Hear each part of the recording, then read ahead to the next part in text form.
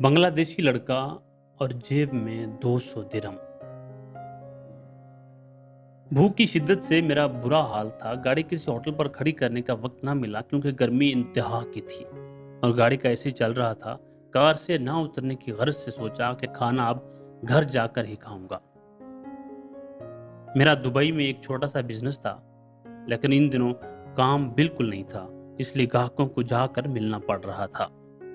کام نہ ہونے کی وجہ سے پیسوں کی کمی ہو گئی تھی، جیب میں صرف 200 درم رہ گئے تھے۔ اسی سوچ میں گاڑی پارکنگ میں کھڑی کر رہا تھا کہ ایک بنگالی لڑکا پسینے سے شرابور، گندے سے کپڑے پہنے ہوئے میری کار کی طرف بڑھا۔ میں نے شیشہ نیچے کیا تو کہنے لگا، السلام علیکم بھائی، کیا حال ہے؟ میں مسلمان ہوں اور شکل سے آپ بھی مجھے مسلمان لگ رہے ہیں۔ مجھے آپ سے ایک گزارش کرنی ہے۔ میں نے پوچھا کیا بات ہے؟ وہ ایک دم رونے لگا اور بولا، میں فقیر نہیں ہوں، لیکن 2 دن سے بھوکا ہوں۔ میری والدہ بیمار ہیں، میرے پاس کوئی نوکری بھی نہیں۔ کیا آپ مجھے 50 درم دے سکتے ہیں؟ مجھے بھوک لگی ہے اور میں اپنی ماں کو کچھ پیسے جمع کر کے واپس بنگلہ دیش بھیجنا چاہتا ہوں تاکہ میری ماں دوا لے سکے۔ گو عام حالات میں 50 درم میرے لیے زیادہ نہ تھے، لیکن میں نے سوچا کہیں یہ جھوٹ تو نہیں بول رہا۔ لیکن اس کی آنکھوں میں آنسو اور اس کی باتوں سے سچ ظاہر ہو رہا تھا۔ میرے پاس ایک ہی 200 درم کا نوٹ تھا جو میں نے اس کو دیا کہ جاؤ سامنے دکان سے کھلے پیسے لے آؤ۔ وہ 200 درم لے کر چلا گیا۔ کافی دیر تک جب وہ نہ آیا تو مجھے اس کی بات جھوٹ لگنے لگی۔ خیر، میں گاڑی میں اے سی لگا کر بیٹھا رہا، خود کو کوس رہا تھا اور سوچ رہا تھا کہ میرے پاس خود پیسے نہیں تھے، اب یہ 200 بھی جاتا رہا۔ لیکن میرا خیال اس وقت غلط ثابت ہوا جب میں نے اسے دور سے اپنی طرف بھاگتے ہوئے دیکھا۔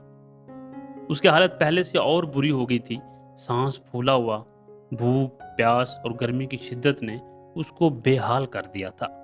واپس آتے ہی اس نے کہا، معافی چاہتا ہوں، کہیں سے کھلے پیسے نہیں مل رہے تھے، بہت دور سے لایا ہوں، یہ لیں 200۔ میں نے پیسے پکڑتے ہوئے اس کو پوچھا، تم کتنے بہن بھائی ہو؟ کہنے لگا، میں 6 بہنوں کا اکیلا بھائی ہوں، والد وفات پا چکے ہیں اور ماں بیمار ہے، ماں کی دوائی کے لیے ہی آپ سے پیسے مانگے۔ میں گاڑی سے باہر آیا، اس کو 50 درم دیے اور وہ شکریہ ادا کرنے لگا۔ اس کی آنکھیں نم ہو گئیں۔ اس کے الفاظ آج بھی میرے کانوں میں گونجتے ہیں، بھائی آپ سے پہلے میں نے اور بھی لوگوں سے پیسے مانگے لیکن کسی نے مدد نہ کی، آپ پہلے پاکستانی ہو جس نے میری مدد کی، آپ کا بہت بہت شکریہ۔